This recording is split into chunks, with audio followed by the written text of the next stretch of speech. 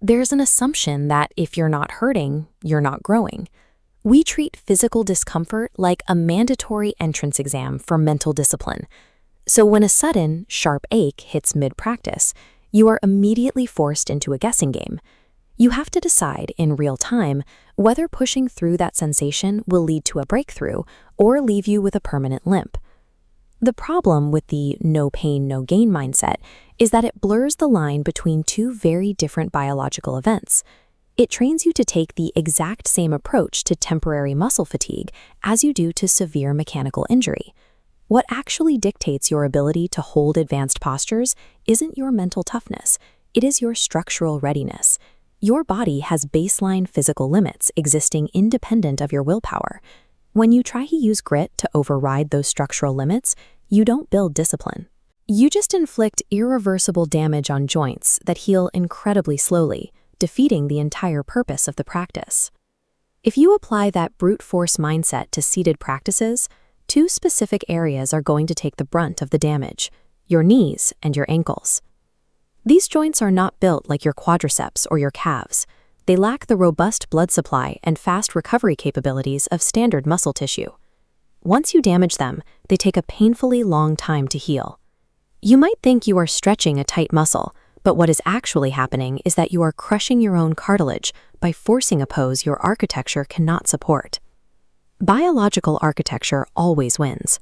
Anytime you try to turn a structural limitation into a test of mental endurance, your joints are going to lose. To protect joints, separate adaptive sensations on the green safe zone pathway from destructive pain on the red flag pathway.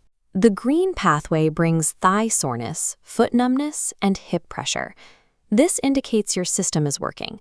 Circulation adjusts, flow shifts, and detox engages. The trade-off here is straightforward. To get those positive physiological adaptations, you have to sit through some very heavy acute discomfort. Navigating that safe zone is a severe test of your mental endurance, but you can sit with confidence knowing it carries zero risk of actually tearing or breaking anything in your body. Red flag pain is unmistakable. It doesn't ache, it pierces. It's a sharp, localized sensation inside the knee joint or a deep stabbing in the ankle. This means alignment is failing. Incorrect posture severely stresses ligaments and heavily compresses the joint space. If you choose to ignore that signal and sit through the piercing sensation, you are actively degrading the cartilage that buffers your bones. You are trading decades of long-term mechanical health just to achieve the temporary aesthetic look of a difficult pose. Sharp, joint-specific pain represents an ongoing state of mechanical injury. It lacks any connection to progress or willpower. To understand why this joint damage happens in the first place, we have to look at the physical limitations of the body before you even sit down on the mat.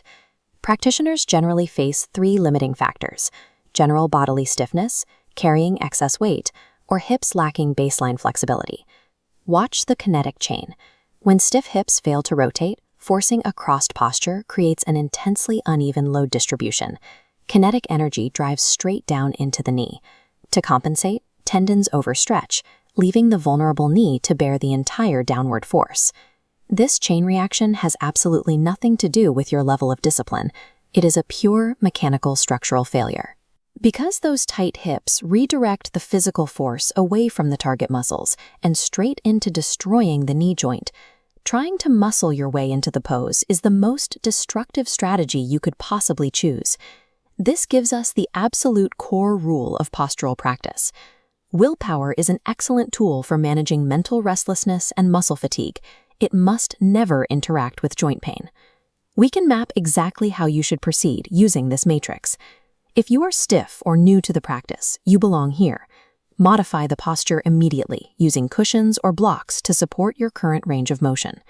Success in this phase depends on structural patience, prioritizing joint health over the pursuit of aesthetic perfection. Now, if you are an advanced practitioner with open hips and you still encounter sharp pain, you stop and immediately audit your load distribution. True, lasting progress comes from respecting and accommodating the physical limits of your body, rather than treating them like an enemy you have to conquer. Pain functions as critical, objective data, a direct communication from your physical system, rather than an obstacle to be defeated. Responding to these signals requires a shift in how you approach every movement and every hold. You stop asking, "How much can I endure?" and start asking, "How do I work intelligently?" Mastering the clear distinction between safe adaptation and dangerous mechanical injury is the absolute prerequisite. Without it, you cannot build a lifelong, sustainable practice without destroying the very biological system you are trying to improve.